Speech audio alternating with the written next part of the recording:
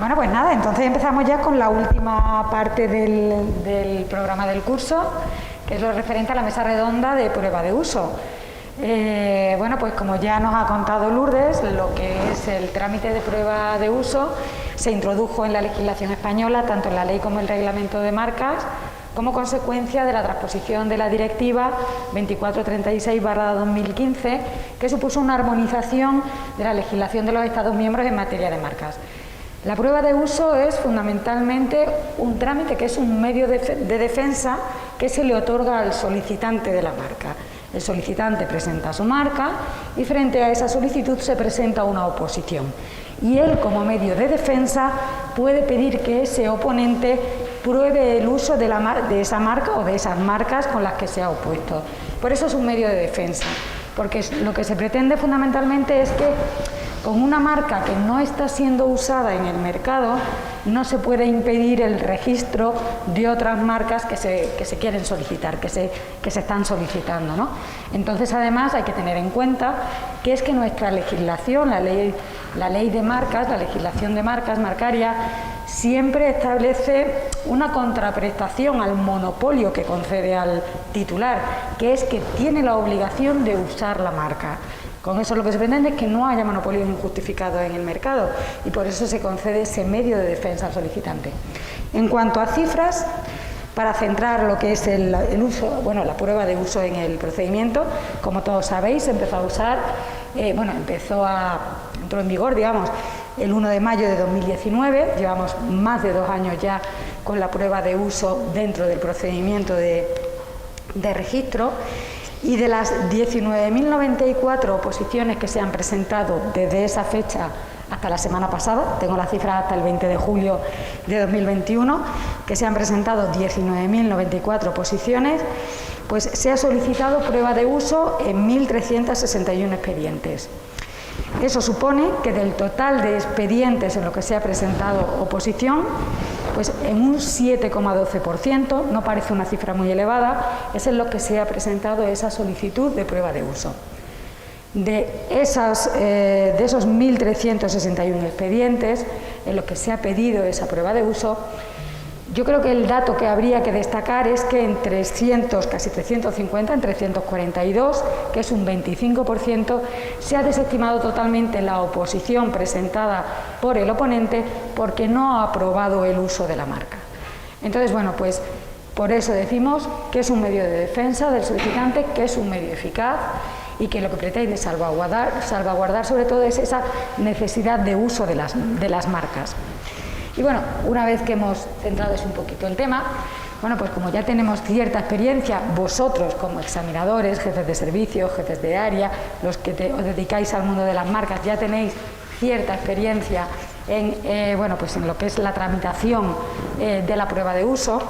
Bueno, pues nos queremos centrar sobre todo en esta mesa redonda en lo que son aspectos prácticos que estamos viendo, ¿no?, en el día a día cuando tramitamos esas pruebas de uso. Entonces, bueno, pues en relación, por ejemplo, podríamos empezar con la presentación de la documentación, que es un tema un poquito problemático en algunos expedientes, ¿no? Bueno, pues el artículo 63 del reglamento de la ley de marcas regula cómo deben aportarse los documentos y las pruebas, que se tienen que estructurar en un índice y en unos anexos que tienen que tener una serie de requisitos.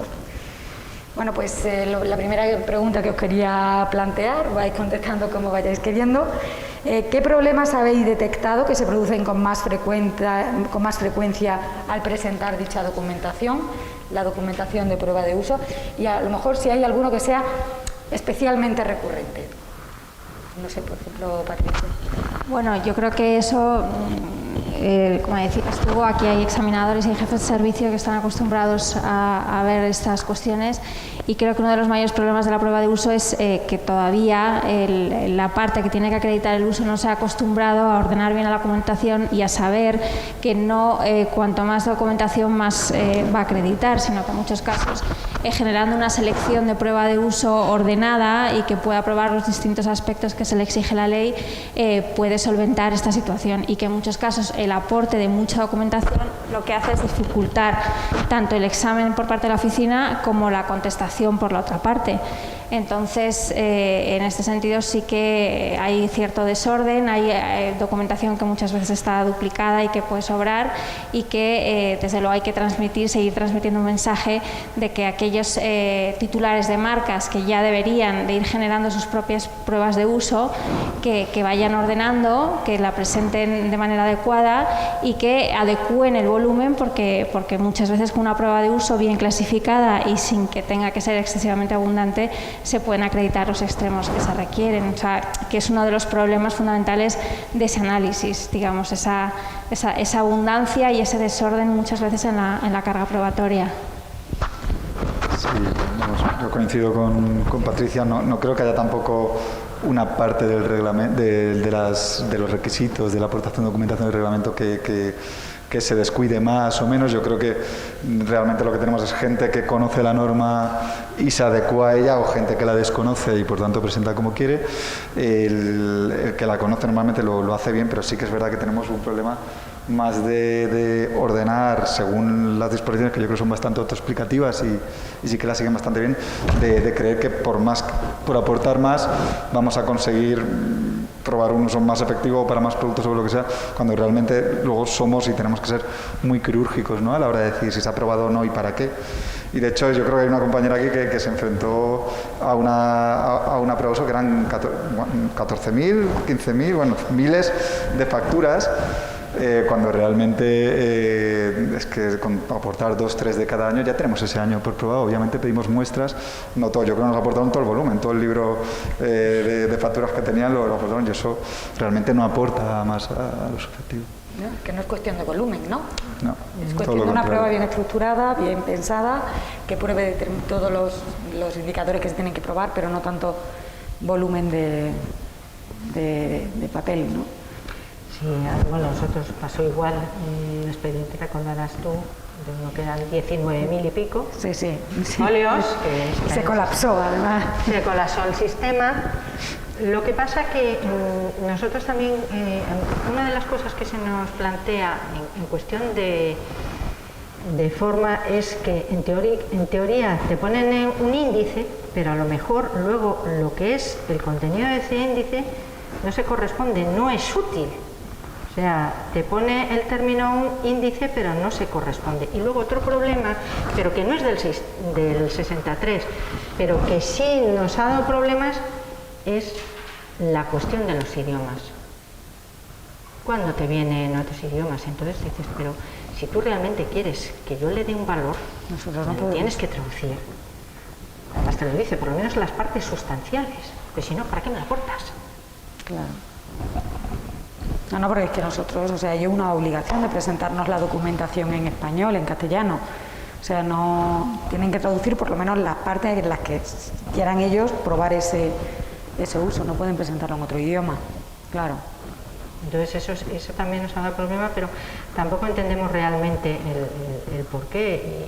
Y total, tampoco, todavía si tú le pudieras decir, vamos a ver, por favor, tradúzcamelo, pero si es que no te voy a decir nada. O sea, porque no es algo, es algo que tú has decidido, pero no es algo lo que realmente luego nosotros, oye, pues traduce el autor, sino que tú lo has hecho todo. Pues tampoco, no sé, no le damos mucha razón a eso. ¿Tenéis vosotros algún caso que os haya pasado habitualmente en la documentación que os presentan, en el índice?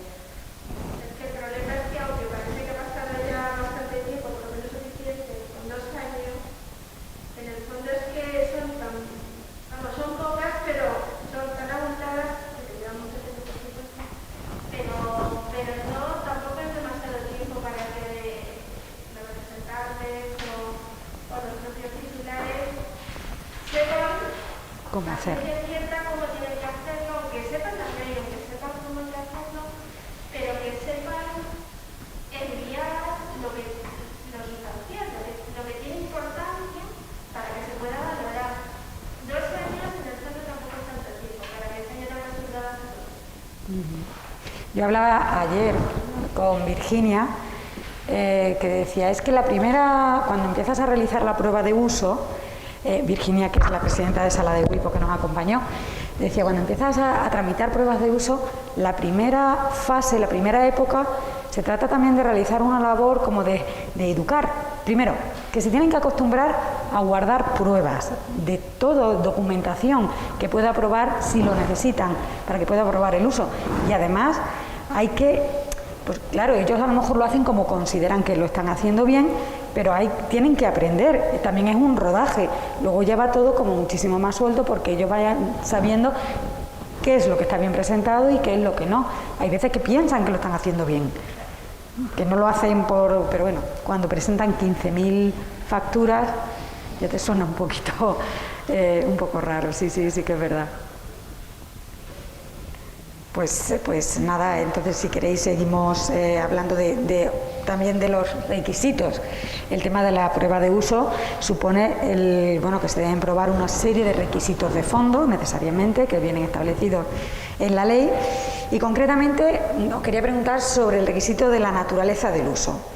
La prueba del oponente debe ser suficiente para que el oponente pueda acreditar que la marca ha sido utilizada en el mercado con la misma representación y para los mismos productos o servicios que constan en el registro. En concreto, el oponente debe aportar pruebas que contengan la representación de la marca tal y como viene siendo utilizada en el mercado.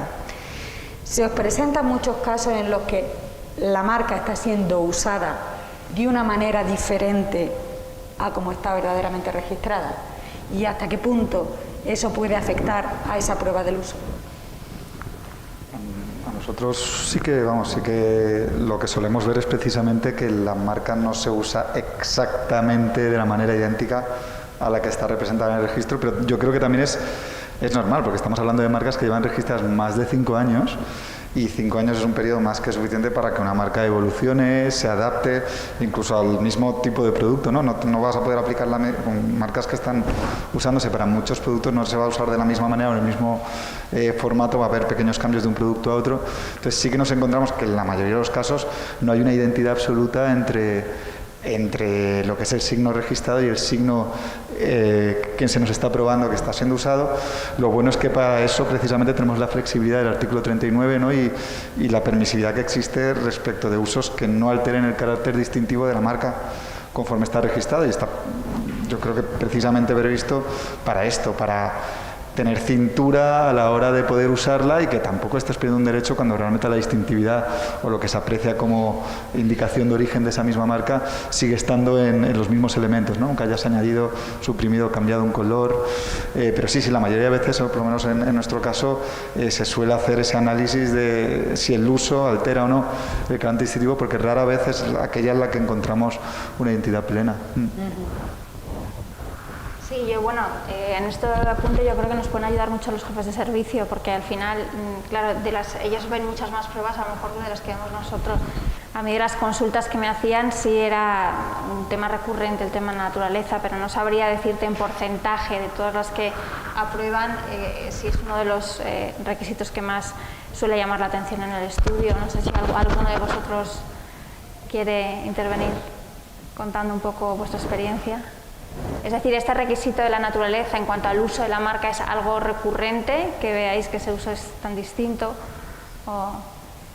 Yo, como digo, de las que he visto, como dice Fran, sí, lógicamente se ve, pero a lo mejor es el porcentaje filtrado ya que han pasado a consulta.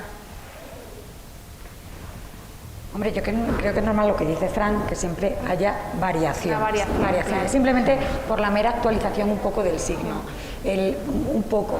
Pero claro, ¿hasta qué punto os llegan a entrar dudas sobre si ese uso que se ha venido realizando de verdad puede servir para probar el uso? Porque ya difiera mucho. No sé si me explico. Sí. Claro. Es que además, claro, una de las cosas que ocurre es que, por ejemplo, una marca que sea gráfica, si a ti te porta facturas, si tiene un componente denominativo y uno gráfico, puedes ver el denominativo pero si no, normalmente muchas veces en las facturas hay quien pone su sello de Albarán ahí para que se vean, aunque solo se vea en un determinado color, ¿no? pero te puedes encontrar con que para determinados elementos de prueba, como pueden ser las facturas, las marcas denominativas pesan más que las marcas gráficas. Entonces, claro, no lo puedes valorar literalmente igual porque la situación que se te da es distinta. ¿Y recordáis algún caso en el que hayáis desestimado, o sea, no hayáis tenido en cuenta esa prueba de uso porque no consideráis que es la misma marca? Ahora mismo no se os ocurre. Sí, yo creo que hemos tenido casos de marcas combinadas, ¿no? Que estaba registrada una marca y se usaba esa misma marca con otra en todas las pruebas de uso que nos aportaban y la otra marca era igualmente distintiva. Entonces nunca se usaba la marca conforme estaba registrado sola y obviamente entonces el carácter distintivo del uso que se hacía la misma en el mercado era compartido entre las dos. Entonces no podíamos dar por probada el uso respecto a la que era la oponente, que era una sola registrada. Yo creo que eso hemos tenido un par de casos y luego un montón más. Yo no sé si alguien quiere recoger el testigo y hablar de alguna de las suyas. Carmen tuvo una...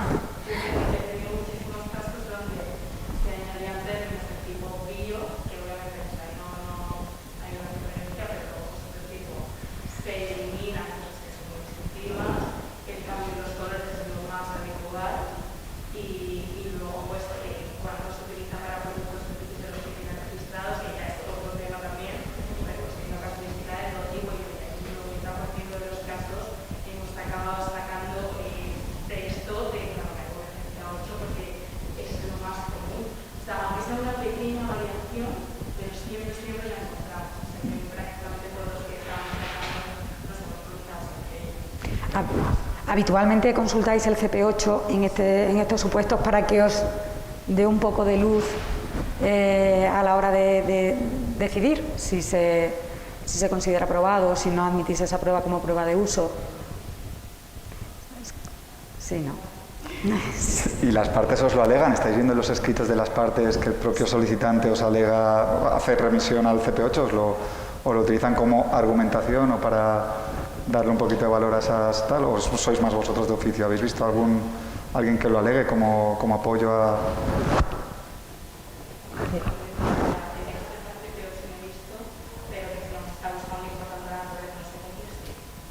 Pero no citan el CP8 como si citaran unas directrices nuestras.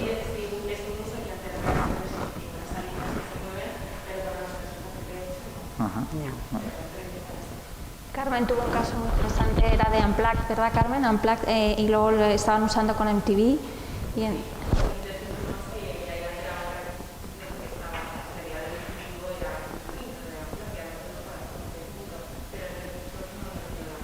Bueno, pero no estamos muy de acuerdo con eso. No estamos muy de acuerdo con esa resolución de recursos.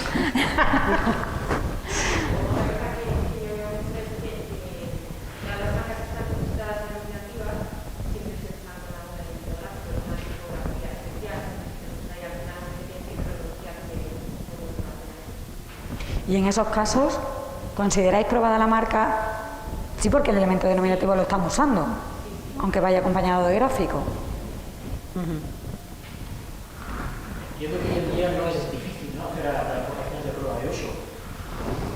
La pregunta es, oye, ¿hay una página web institucional con la relación de marcas y de productos? ¿Podría ser suficiente? Bueno, yo creo que... ¿Quién no tiene una página web? Tenemos problemas, sí. El problema son básicamente las indicaciones que debes probar respecto de ese uso, que tienes que situar ese uso en el tiempo, y una página web a veces, si no utilizas los Wayback Machine y cosas de estas que te permite situar esa página web en cierto momento del tiempo, es difícil. Luego tienes que probar, bueno, la naturaleza efectivamente sí que se vería, ¿no?, la forma en la que la utilizas los productos, pero luego tienes que hacer una mención al lugar, que si está en castellano y es un punto es, por ejemplo, sí que lo podríamos situar en España, pero luego está también el tema de la magnitud. Tú tienes que probar que estás utilizando para los productos o servicios con cierta intensidad, y eso, el hecho de tener una página web, realmente esa página web crea mercado, ¿no? O sea, aparte de tener esa manifestación de tu empresa, tienes un uso externo, eso es difícil de probar con la página web y habría que complementarlo seguramente con más pruebas. Es lo que decía Pilar, que a lo mejor no es suficiente para que tú puedas probar que estás generando esa función de marca, que estás usando la marca como esa fuente indicadora de origen empresarial, tiene que haber más detrás. La pregunta iba con eso, puedes habilitar un tráfico en la web, ¿no?, incluso que comercias con esa web, comenzó online y lo más ahora por la pandemia, ¿no? Bueno, pero entonces ya no es la página web en sí, o sea, es una página web ligada a que luego puedas acreditar un volumen de ventas determinado, o sea, no es simplemente la presentación de una web que la puedes hacer tú en tu casa desde a lo mejor esta tarde. Entiendo unas pruebas de uso para que les deje lo que es un conjunto de documentos, etcétera, el chat de factura, lo de la web, entiendo que un anuncio de televisión, material gráfico, es un conjunto, entiendo, de pruebas. Sí. Y se va a valorar en su conjunto, o sea, se va a valorar el conjunto de la prueba que se presente. Sí, todas las que quieran. Me está viendo en la cabeza, en este informe de oposición se valora el uso rehabilitante de la marca, el del artículo 39, que dice no se caducará la marca por falta de uso si en el plazo de 3 meses anterior a la presentación de la caducidad se ha iniciado un uso de la marca. En este trámite de oposición, ¿tendríais en cuenta ese uso rehabilitante? Es que tú tienes que probar el uso en el plazo de los 5 años anteriores a la solicitud. Entonces, si en ese plazo tú lo has probado y a lo mejor has estado 10 años antes sin hacerlo, en principio nos valdría. O sea, hay que tener en cuenta que a diferencia de la solicitud de nulidad o en este caso de caducidad por falta de uso, en la que sí que, digamos, dejan en blanco esos 3 meses anteriores porque se supone que ha habido una peleilla previa, ¿no?, entre los dos, en este caso el titular de la marca y el que solicita la caducidad. En el registro, en el procedimiento de registro de marca, la prueba de uso cuenta desde la fecha de solicitud de la marca a la que te estás oponiendo, tú como oponente al que te piden prueba de uso. Entonces, es muy difícil que el señor te haya avisado a ti antes de solicitar la marca, entonces tú hayas dicho, va a poner a usar la marca, que la va a pedir dentro de 3 meses, 2 meses, 1 mes. Digamos que al oponente que presenta una oposición le pilla más de sorpresa siempre, porque se entera por la publicación en el BOPI, y en ese caso no se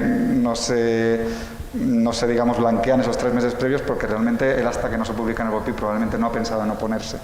Por ello, esta regla de que sí que juegan estas caducidades precisamente para evitar la reactivación del uso con vistas a, en el procedimiento de registro no la aplicamos. No la aplicamos precisamente porque cuando tú te enteras de que has presentado la oposición ya han pasado unas semanas desde que además has solicitado y que te puedes haber planteado hacerlo. Te pilla más de sorpresa y por lo tanto no es tan necesario. ¿Qué elemento subjetivo, digamos, que se necesita para iniciar o no iniciar ese uso rehabilitante? No se da. Es puramente transcurso de tiempo. Efectivamente. Si no se aprueba la prueba de uso, ¿se caduca la marca inmediatamente? No. No se estima la oposición. No se tiene en cuenta esa oposición y continúa el procedimiento. Si tú quieres caducar por falta de uso, tendrías que ejercer una acción de caducidad. Aquí lo único que se hace es que la oposición no entra, pero respecto a la marca oponente no implica la caducidad de la marca. Implica que el ejercicio del derecho a oposición en ese procedimiento se le desestima. Son 2 procedimientos distintos. O sea, que estamos en un procedimiento de tramitación de una solicitud de registro, que no es ni la mía, ni la del oponente, perdón. En este caso, el 21 lo que dice es, si no pruebas el uso, se desestima la oposición. Luego ya, si el solicitante está avispado y dice, oye, este no tiene la marca usándose, voy a quitarla del registro, tendrá que iniciar otro procedimiento, que es el de la solicitud de caducidad, para cancelarla en el registro. Pero si no, esa marca se queda. Sí, si no la usas, no puedes ejercitar tu derecho a oposición. Pero que el hecho de que no la hayas usado y te bloquee el ejercicio del derecho a oposición no quiere decir que se caduque la marca automáticamente en el procedimiento de registro. Como dice Fran, si el solicitante está avispado, dirá, oye, pues si no me ha aprobado el uso en el procedimiento de registro, le interpongo una acción de caducidad por falta de uso y a lo mejor la saco del mercado. Pero que en el procedimiento de registro, el hecho de que no prueben el uso no quiere decir que la marca desaparezca. Esa marca oponente seguirá en vigor, pero no habrá podido ejercitar su derecho a oposición en ese procedimiento. Y dado que a partir de 2023 seréis vosotros mismos los encargados de valorar la caducidad por falta de uso, ¿habéis previsto algún tipo, digamos, de vinculación de resoluciones en relación con la falta de prueba de uso en relación con las resoluciones de caducidad? No, eso no está previsto en la ley. No. En la ley está previsto que se presente una solicitud de caducidad por falta de uso. Los objetos de los procedimientos son bien distintos. Me refiero, uno se está solicitando el registro de una marca y hay un tercero que está diciendo, oye, no se la des. Y nosotros lo que estamos diciendo, vale, sin las provisiones relativas, ¿no? Si yo quieres que no te la dé por tu marca, demuéstrame que tu marca sirve de algo, demuéstrame que tu marca realmente está usándose en el mercado y va a poder generar confusión, porque si no estoy aplicando una prohibición relativa en abstracto, sin atenderme a la realidad del mercado. Ahora, para que cancelar una marca lo tenemos que pedir expresamente. Aquí el solicitante no está diciendo, oye, que pruebe el uso y si no se la cancela, sino que pruebe el uso y si no me dejas pasar. Para que hagamos esa cancelación necesitamos iniciar otro procedimiento administrativo con ese objeto, que sea la cancelación de la marca, y el problema que nos podemos encontrar es que ahí el solicitante o el titular de esa marca, el oponente, perdón, el titular de la marca que ahora le pide la caducidad, pues eche la leña en el asador, porque ahora ya no se está jugando una oposición que ha presentado contra la marca, sino perder su marca. Y igual la prueba que aporta es distinta, la casuística puede ser muy distinta de un procedimiento a otro.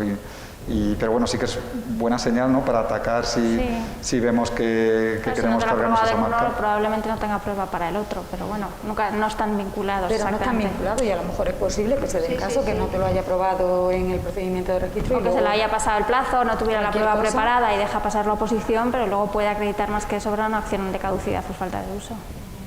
Y hagámoslo antes de los 3 meses, por lo que decías tú. No vaya a ser que reanude el uso viendo que le hemos denegado por la prueba de uso y se ponga a usarla de repente más. Ahí sí que jugaría. Están valorando la prueba del uso y que pueden valorarse con ese efecto erga omnes, ¿no? Efectivamente. A ellas sí. Sí, a ellos sí. ¿Se va a dar un momento poner algo en el reglamento respecto a si la empresa que tiene que justificar la prueba de uso está en concurso de acreedores, está trabada de otra manera, tiene la marca embargada, tiene la marca hipotecada, igual no puede justificar los últimos 5 años la prueba de uso? Se dice que los concursos no son causas justificativas de la falta de uso. O sea, hay sentencia del Tribunal Supremo donde ya se ha dicho que no se entiende como una causa para que se pueda justificar una falta de uso en un procedimiento. Es verdad que los procedimientos de concursales son de naturaleza muy distinta, pero en principio la regla general que nos sigue o que nos ha dicho el Supremo, que no sería una causa justificativa de falta de uso. Lo que se busca que justifique es causas ajenas al propio negocio. Y si tu negocio va mal, es una causa del propio negocio, ¿no? No es, cuando se intenta justificar son más requisitos administrativos, cosas que te imponen de fuera, y no el hecho de que tu negocio como tal venga mal. Y que luego el concurso tampoco tiene por qué implicar que tú dejes de vender. Normalmente el concurso tiene una solución más de continuidad. Es una marca importante que tiene un valor, tu empresa la van a liquidar, por ejemplo. Si quieres liquidar esa empresa, si no puedes justificar, porque los concursos que duran muchos años, los últimos 5 años no puedes justificar el uso de la empresa porque la vas a liquidar, esa marca va a perder valor.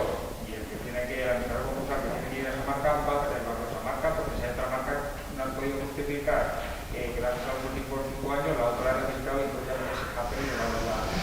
Probablemente es que ni siquiera presente oposiciones, ¿no? Porque si dices que la tienen ahí parada y muerta... Deberían también seguir usándola. Exacto. Para cumplir con el requisito de uso. Es que se tiene que usar.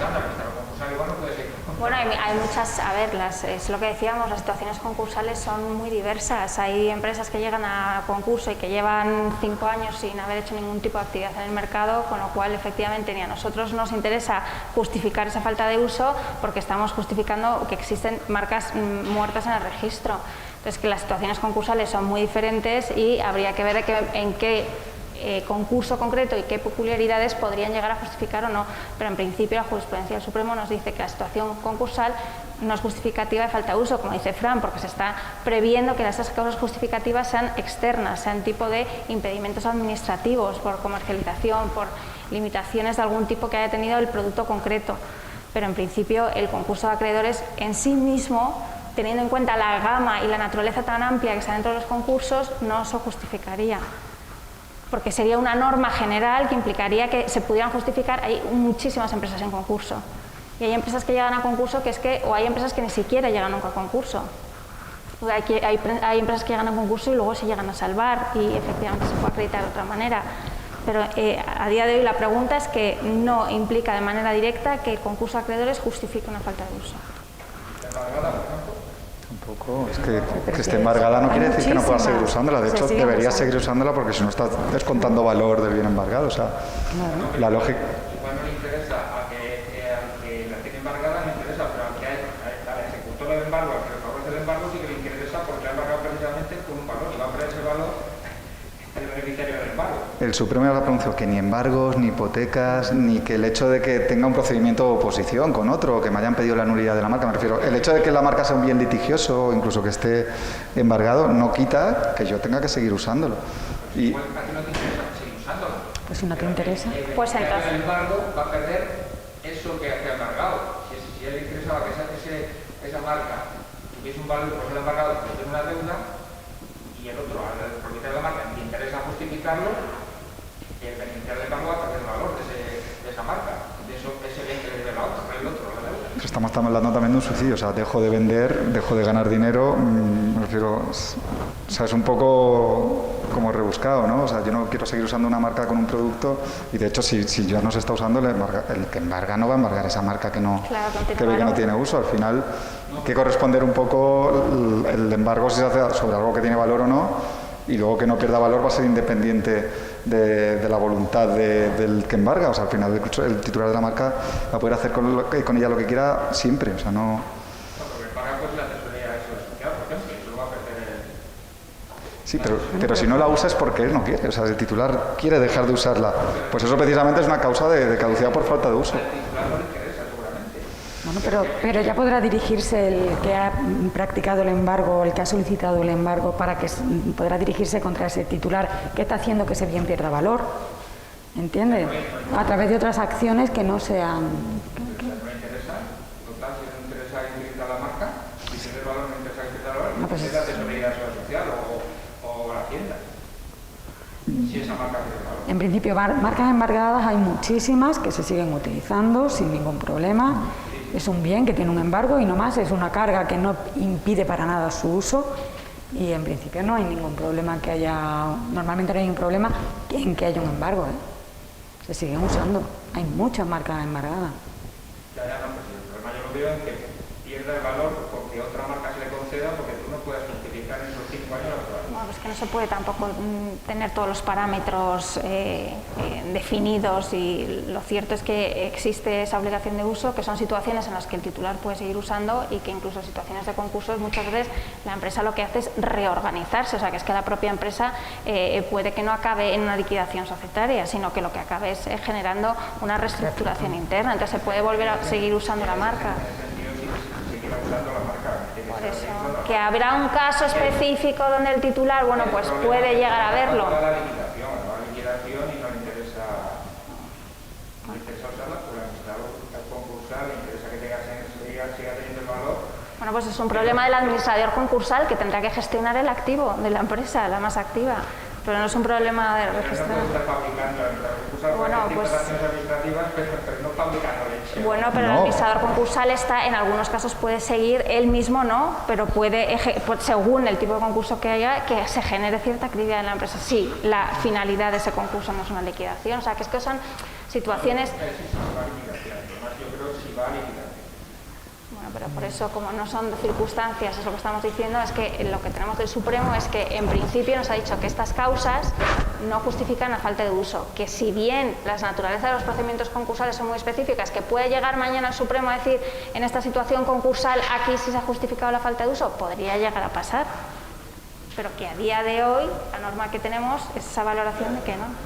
Pero que es verdad que la naturaleza concursal es muy diferente y que puede llegar a que se da un procedimiento concursal donde efectivamente un juez considere que sí que ha llegado a justificarse la falta de uso por la naturaleza específica que tenía ese concurso. A día de hoy tenemos eso, pero que se puede llegar a dar, pues yo entiendo que sí, que en algunos casos podría llegar a darse. Pero mientras no nos digan lo contrario, la jurisprudencia es la línea donde nosotros vamos. Bueno, pues seguimos con los factores que se tienen que probar con la prueba de uso. Ya todos sabéis que hay 4 factores que se tienen que probar con ese conjunto de pruebas: el lugar, el tiempo, el alcance y la naturaleza del uso en relación con los productos y servicios para los que está registrada la marca anterior y en los que se basa la oposición. Pero no es necesario que todos los documentos presentados prueben cada uno de esos extremos. Entonces, ya hemos visto en numerosas ocasiones que lo que hay que realizar es una valoración de conjunto de esa prueba, que era lo que nos comentaba antes tú, una valoración de conjunto de la prueba que se presente. Entonces, ¿cómo realizáis esa valoración de conjunto? Exigís un mínimo de prueba de cada uno de los factores? ¿Cómo lo soléis hacer? Caso por caso, yo te diría caso por caso. ¿Pero no exigís un mínimo de prueba en cada uno de ellos? Yo creo que vamos caso por caso, pero si Isabel o Adrián, que están aquí... Yo tenía aquí apuntado un caso tuyo que dio mucha guerra, el de la marca de Tenerife, que ese, bueno, pues es un supuesto diferente, ¿no? Que se sale un poco de lo que es la... Sí, a ver, nosotros vamos, yo creo que bueno, por hilar un poco la general y luego ir al específico, y yo creo que lo que dice Lourdes es muy caso por caso.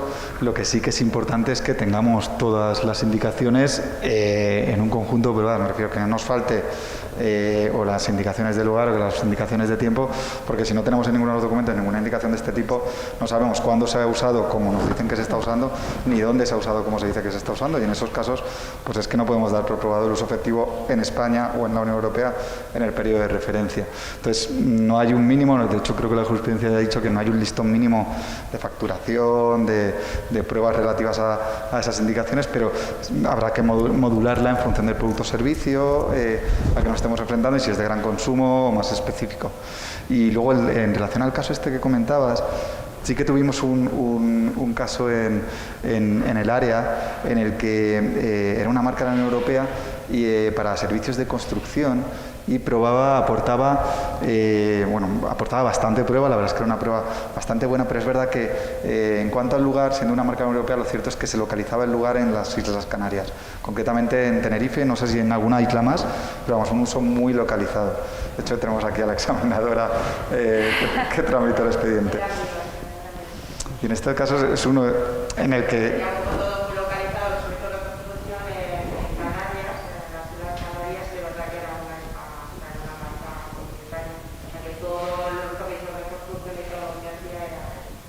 Entonces ahí sí que nos llegamos a plantear, me acuerdo que la frenamos, de hecho estuvo mucho tiempo parada, estuvo consultada, en la oficina debatimos mucho a todos los niveles, hacia arriba, hacia abajo, hacia los lados, todo lo que haga falta y la verdad es que al final teníamos dudas, porque al final era una indicación una indicación de lugar muy concentrada. Si hubiera sido una marca española, yo creo que hubiéramos tenido menos dudas y probablemente hubiéramos tirado para adelante con más facilidad, pero en el caso de ser una marca de la Unión Europea y tener ese uso tan delimitado a un territorio tan concreto nos causó bastantes dudas, y yo creo que al final lo que hicimos es tirarla para adelante como que se había probado el uso efectivo, porque los volúmenes, el resto de prueba, en particular la prueba de la magnitud y de todo el uso que se está haciendo de esa marca, sí que demostraba un alcance, una intensidad bastante potente, varios millones de facturación, y vamos, no podíamos hablar nunca de un uso testimonial por mucho que se localizara en una parte tan concreta, y al final... Realmente el uso lo hacía, o sea, que era un territorio muy bien, pero no estamos haciendo la facturación efectivamente era alta, y la construcción no era un distrito, o sea, eran sitios muy grandes, una foto que eran muy grandes, pero sí, era un distrito. Efectivamente. Y eso puede ser un ejemplo de eso, de indicación un poco débil compensada por otras.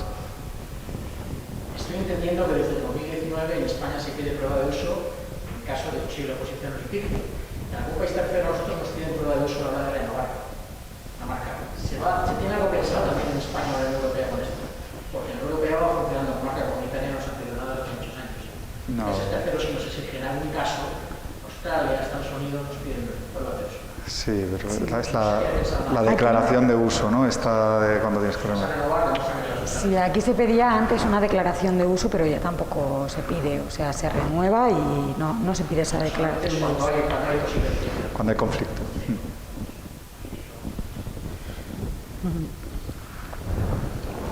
Patricia, ¿tú ibas a añadir algo del...? No, yo creo que el caso más que considero así más llamativo en este sentido es el caso de Fran, que lo estuvimos viendo como el dice entre todos, y que es que digamos que efectivamente, teniendo en cuenta que había otros factores fuertes, pues se establece un equilibrio sin perjuicio de que tengas que probar todo, pero que ese mandamiento que nos dan de valorar la prueba en su conjunto exige que, bueno, que a veces hay uno que cojea un poco más y que puede agarrarse al resto. Bueno, pues en relación con lo del tema de las pruebas que se presentan, bueno, como también sabemos, pues el oponente puede tener que probar también el renombre de su marca. O sea, estaríamos hablando de dos pruebas independientes, por un lado la prueba del renombre y por otro lado la prueba de uso de la marca. Entonces, ¿habéis tenido problemas prácticos en relación a la presentación de ambas pruebas? Bueno, yo creo que sí que ha habido algún caso en la oficina. A ver, es cierto que la prueba de renombre lleva un momento procedimental y la prueba de uso lleva otro. O sea, el oponente a la hora de oponerse dirá efectivamente si se está poniendo con una marca renombrada, y la prueba de uso es un momento posterior, cuando se conteste y se solicite. No obstante, yo creo que son pruebas que están muy vinculadas al final y que, aunque, como decía antes Fran, ¿no?, con una se pretende usar la marca y con otra estás probando que ese uso ha dado un plus, pero al final la carga probatoria que presentan para una u otra cosa ciertamente está vinculada. Yo creo que aquí hay que ver un poco el expediente en el momento de contestación que ha tenido el solicitante. Se ha utilizado ese primer momento de contestación para defenderse del renombre cuando hace la contestación al suspenso, o si esas alegaciones de la contestación al suspenso las ha trasladado a un momento final, cuando va a contestar a la prueba de uso, para ver efectivamente si ha podido valorar las dos pruebas en su conjunto o no. Nosotros un caso que tuvimos, creo recordar que el renombre estaba más acreditado que el uso y que, por supuesto, si el titular dice a la hora de acreditar el uso que se refiere a las pruebas de renombre que haya para una oposición, no habría problema. Estamos hablando del momento en que el titular no hace esa referencia expresa y hay que hacer una valoración desde la oficina. Y a mí realmente, primero había contestado en un momento posterior, había visto todas las pruebas y me resultó bastante difícil tomar una decisión abstrayéndome o haciendo una diferenciación tajante entre los dos. Digamos que para probar el uso había muchas pruebas que encontraba en la prueba de renombre y que a lo mejor él no las había repetido en la prueba de uso porque se había confiado o lo que fuera. Y yo, desde luego, en ese momento sí hice esa valoración conjunta, pero por todas las circunstancias conjuntas que había en el caso. No quiere decir que automáticamente se pueden hacer. Ahora, que hay reflejos de documentación entre una prueba y otra, lógicamente los hay, yo creo. Nosotros nos encontramos un caso curioso de una marca de cervezas que nos debe sonar a todos hoy mucho, sobre todo, que presentaron oposición a... No es el mismo caso, no es el mismo caso de remisión a documentación, pero fue un caso curioso también porque creo que era una marca para carne, ¿no?, o para un producto alimenticio que no eran cervezas, y se opusieron.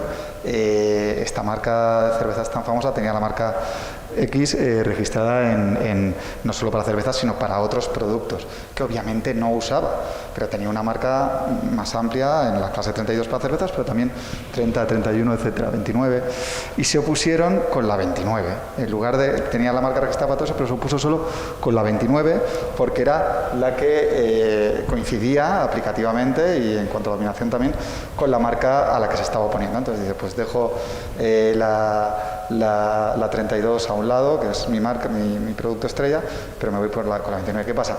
Le pidieron la prueba de uso y él se opuso con renombre también. Se puso por el 61B, por parecido, bueno, en este caso sí era parecido porque no hay que identificar los signos, y con el renombre. Resulta que luego le pidió la prueba de uso el de la marca solitada, el de la carne, y obviamente el cervecero no pudo probar el uso para carne. ¿Qué pasó? Que como no se había opuesto con la 29 y la 32 para probar ese, por un lado la 29 para el 61B, el 32 para probar ese renombre, porque nos aportaba un mogollón de prueba de crear renombre para la cerveza, la consecuencia del 21 fue que si tú no me has probado el uso para la única clase de producto, para los únicos productos con los que te estás oponiendo, se te desestima la oposición. Y tuvimos la circunstancia de que, por haber sido muy escueto, haberse opuesto en vez de con dos clases, con una, nos tuvimos que cargar la oposición, y la verdad es que nos costó también porque eran vamos, la misma denominación prácticamente, y probablemente si hubieran metido la 32 de renombre hubiéramos estimado el renombre y siendo un producto alimenticio hubiéramos dado por buena la oposición, pero tuvo la mala suerte o el mal asesoramiento, nunca se sabe, de ir solo con esa clase que efectivamente en un 6.1b sin prueba de uso, en un riesgo de confusión sin prueba de uso, hubiera tirado para adelante sin problemas, pero el momento que le pidieron la prueba de uso a esta marca renombrada, claro, para carne no tenía nada de uso. Tenía renombre en la 32. No, se desestimó la oposición de plano por el 21.5. Sí, tuvimos... El renombre para la cerveza era indubitado, me refiero, teníamos ahí prueba para aburrir, pero es que ni siquiera la teníamos que valorar, porque la oposición con base en la 32 no la teníamos que valorar. Y de hecho la consecuencia que se dice para la no prueba de los únicos productos de la oposición, que eran los de la 29, es la desestimación íntegra de la oposición. No pudimos seguir analizando más allá. Que es que no se opuso con la 32, se opuso solo con la 29. Claro, pero también era abordado como una de las, el nombre como una de las pruebas de su propio motivo, pues la cosa es que si hubiera podido salir adelante, si realmente hubiera tenido un renombre, no solamente en la clase 32, sino también en el resto de las clases, hubiera podido salir adelante. Si hubiera sido renombrada para... Bueno, aquí el problema era que la única... O sea, si hubiera presentado la oposición con base en la 29 y la 32, claro, nosotros hubiéramos desestimado parcialmente la oposición por falta de uso en la 29, porque esa no está aprobado. Y seguiríamos con la oposición solo con base en la 32, que obviamente estaba aprobada porque teníamos ahí documentación para aburrir.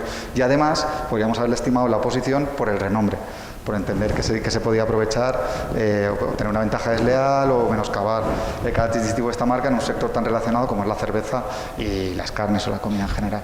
Pero el problema suyo es que estratégicamente no había metido también la 32, que es lo que le hubiera salvado la posición y de hecho no solo salvado, sino probablemente que lo hubiéramos estimado. Caso no exactamente el mismo supuesto, pero curioso también de juego de renombre y prueba de uso. Eso es todo lo que nos sorprende a los usuarios. Clase 32, una marca renombrada, pide para 29, si hubiera continuado se la dais. Tendría que ser con mucho renombre. Yo creo que es el ejemplo que han puesto antes de la clínica dental. Bueno, era tan renombrada... Pero yo digo, ¿cómo de renombre? ¿Qué es el que tenemos más renombre? Como el renombre de esta mañana, la última charla. Era una muy potente. Sí. Porque claro, ¿cómo le puedes dar a otra clase? Yo no me opongo a según qué clases. Pues digo, bueno, es que va a otro mercado, va a ser otro producto.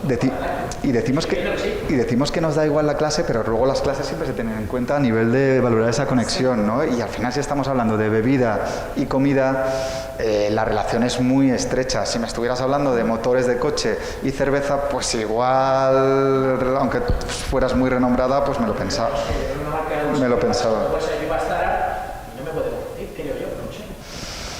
Bueno, confundirte no, asociar. Claro, es que la protección ya no va por confusión, Va por asociación. La protección va por otro lado, porque tú lo que no quieres es ni que se aprovechen de tu ventaja ni que te pueda generar un perjuicio. Pero a ti ahí no estás diciendo que se va a confundir con la tuya. Menoscabo. Es el límite del renombre.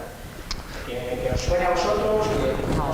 es que va a depender mucho del caso por caso, además. Si es que, fijaros... Y de la prueba que nos presentéis, porque al final los que tenéis que probar el renombre sois vosotros. Fijaros Amancio que recibió el correo del tío de la clínica dental, que le dijo, hazte un negocio conmigo que tengo esto montado y vamos. Te estoy haciendo un favor. O sea, si podéis meteros en Zendog, buscad Clínica Zara Dental, buscad la sentencia, no tiene desperdicio. O sea, te habla de las actuaciones de este señor, y este señor era un jeta. El paciente dice que es síntoma amigo. No, pues tal cual, Erosla, porque ahí se ve muy bien ese comportamiento que realmente no busca, o sea, no es una iniciativa privada de he dado con Zara porque sí, o no sé, son mis apellidos o tal. Se notaba que aquí el hombre iba buscando esa estela, ese ir a rebufo de la reputación de Zara.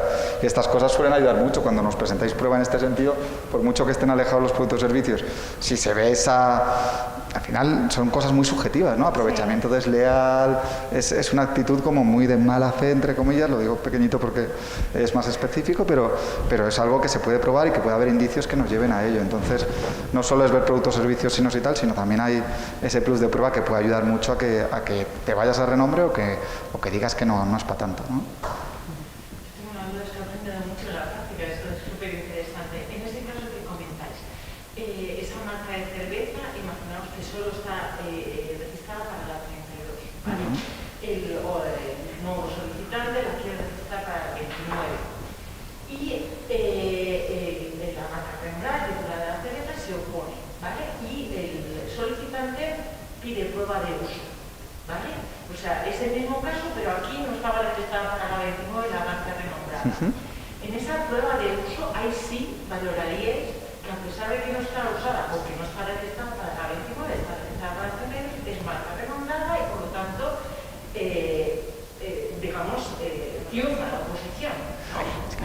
Llegar primero al tiene que principio de probar el uso de su especialidades, marca. Es que está registrada la marca renombrada para un tipo de producto. No, pero vamos, antes de estudiar el renombre hay que probar el uso para la marca, antes de entrar a ver el fondo de la oposición.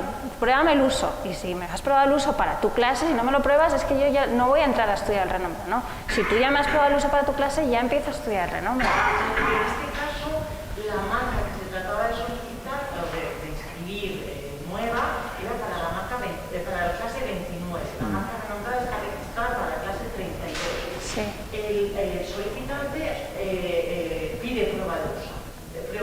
El titular de la marca renombrada no puede probar el uso para la marca 29. Ni tiene por qué claro, hacerlo, no, porque se está tiene que poniendo con la probar. 32. Claro. O sea, ahí, digamos, va unido la valoración del renombre, porque por eso alcanza otras clases, ¿no? Con la prueba de uso. De hecho, es lo que dice Patricia. Primero valoraríamos la prueba de El uso uso. de la marca De la oponente. 32. O sea, tú me valoras la prueba de uso de la 32. Me has probado la 32 y ahora yo ya estudio el fondo de la oposición y a lo mejor con tu renombre te llego a la 29, pero no quiere decir que la entienda que está usada para la 29. Estás usada para la 32. Perfecto, te puedes oponer con tu marca. Y si encima ahora estudio el fondo y me pruebas el renombre, ese renombre puede hacer esa extensión de clase. Pero no me tiene que probar, no quiere decir que el renombre le va a justificar el uso a la 29. Él no tiene que probar el uso a la 29 porque no está registrado en la 29. No está claro, pero el otro le ha pedido la prueba de uso. Respecto Sí, de la suya, 32. pero sí. respecto a la marca oponente. Tú pides, La marca. la prueba de uso solo se puede pedir respecto a los productos o servicios oponentes. Se había opuesto ya en base al renombre, ¿no? Porque para eso había registrado la posición de una marca que no estaba registrada para las mismas clases. Bueno, lo de la clase es un poco relativo a la gestión de esto, pero él había registrado la oposición con base al renombre, Sí. ¿no? La clase de producto. Y esa valoración del renombre la vais a hacer también en la prueba del uso. Formalmente debería evacuar el trámite de aportación de prueba de uso, que lo que Exacto. solemos dejar hacer es que se haga una aportación por remisión. Me refiero, si él aportó, en el momento de la oposición tiene que aportar las pruebas de renombre. Si él aportó ahí ya suficiente prueba para dar preparado también el uso, lo que se aconseja o lo que debería hacer, claro. porque hay que evacuar el trámite de aportación, es, oye, no me vuelvas a presentar el dossier, sino dime, doy por reproducida la documentación aportada, siempre y cuando cumpla los requisitos del 63 del índice, unos requisitos formales de presentación, me doy por reproducida esta documentación a los efectos de probar el uso. Y en lugar de tener dos juegos, nosotros cogeremos primero el juego de renombre, bueno, el juego que se Primero el aportó uso, para acreditar el uso. Y luego ya lo valoraremos con los ojos del renombre. Exacto. Pero tenemos que hacer ese doble proceso, aunque normalmente si hay renombre tiene que haber uso. Tú ya lo vas viendo, pero nosotros no podemos entrar a valorar el renombre sin saber si esa oposición la vamos a estudiar o no. Y si no nos prueba el uso, esa oposición no la vamos a estudiar. Lo que es que al final nos llega todo al final el procedimiento. Entonces estamos hablando de todo, pero lo normal es que nosotros no valoremos si eso es renombrado o no hasta que nos ha acreditado. ¿Nos has acreditado el uso? Bien. Ahora voy a estudiar tu oposición. ¿Por qué te opones? ¿Por riesgo de confusión? ¿Por renombre? ¿Por qué? De hecho, en ese 25% del que nos hablaba Belén, son oposiciones en las que ni siquiera se ha llegado a valorar el 6, 7, 8, 9, 10, 6, 7 y 8, que son los que pueden los que se ejercitan con bases marcas anteriores, ni siquiera se ha llegado a valorar el riesgo de confusión o el renombre, porque en esos directamente desestimo la oposición, sin llegar a esa segunda derivada de aplica el artículo 6, el 7, el 8. O sea, para abrir la segunda puerta tienes que abrirme la primera. Exacto. Pruébame el uso y abro la segunda. Pero si no me apruebas el uso, yo no, como si te opones con la China. Ahí es que me da igual. Está ahí muerta, ¿no? O sea, que no puede decir que la está renombrada, renombradísima, si no la has usado, dice que no. Claro. Lucía. Sí, una duda son unas marcas renombradas antiguas, Magno, por ejemplo, que es Brandy y Jabón. Si esas marcas se presentaran ahora, tuvieran ya más de 5 años para poder seguir la prueba de uso, ¿se concederían? ¿Podrían pedirse mutuamente la prueba de uso? ¿Y lo van a poder probar? Podrían probar, porque las dos son renombradas. Pero para eso tienen... Bueno, pero es lo que... El uso es en los últimos 5 años desde la fecha de solicitud. Más de 5 años cada una, pero estuvieran sin registrar. No te entiendo. No te entiendo la pregunta. O sea, están sin registrar y tampoco están siendo usadas. Entonces no pueden probar el uso. Claro, lo primero es que tienen que probar el uso. Esas marcas ahora se registran, o sea, se concederían sabiendo que son, claro, un futuro Hombre, si se opone el titular, ¿no? Ah, pero estás hablando de que por qué está Magno Colonia con Magno Brandi, porque serán campos aplicativos distintos. Igual ahí no eran tan famosas o ¿no? Las marcas, hay un principio general que es el principio de especialidad, que se protegen para determinados productos o servicios.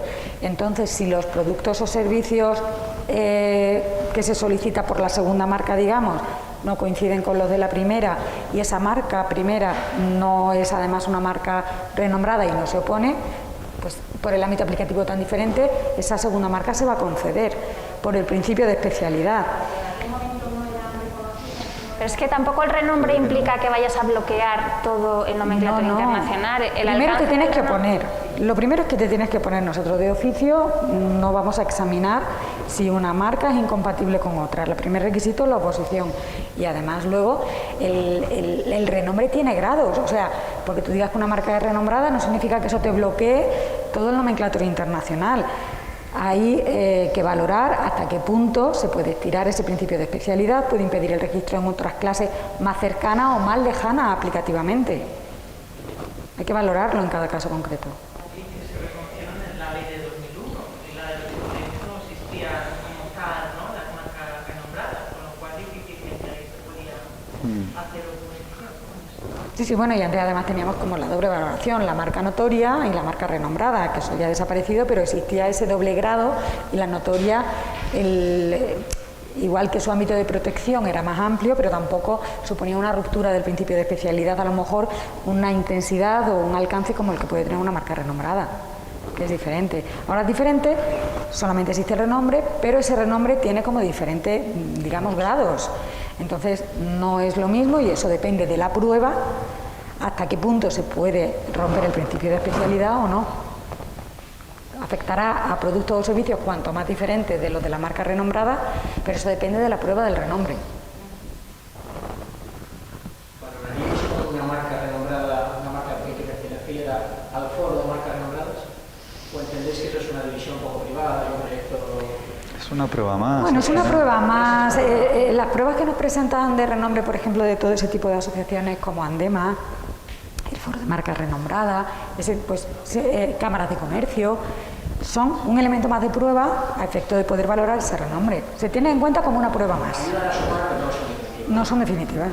O sea, solo con ese certificado no has probado el renombre. No. Pues a ver, bueno, pues estamos ya en tiempo. No sé si tenéis alguna duda más, algo más que preguntar. ¿No? Bueno, pues entonces vamos a dar por clausurado ya el curso. Esperamos de verdad que haya sido de vuestro interés, que os haya servido para los que teníais a lo mejor menos conocimientos sobre los signos distintivos, poder profundizar un poco más, conocernos mejor. Y solo quería deciros que a los que sois, a los alumnos del curso no se os va a dar ahora por razones de seguridad el título ahora presencialmente, os lo van a enviar en esta semana a vuestro correo electrónico, que creo que todos los habéis facilitado. Y bueno, pues nada más, solo agradeceros vuestra asistencia, agradeceros a los que además no sois parte de la oficina el haber querido compartir estos días con nosotros. Y nada, muchísimas gracias a todos. Perdón.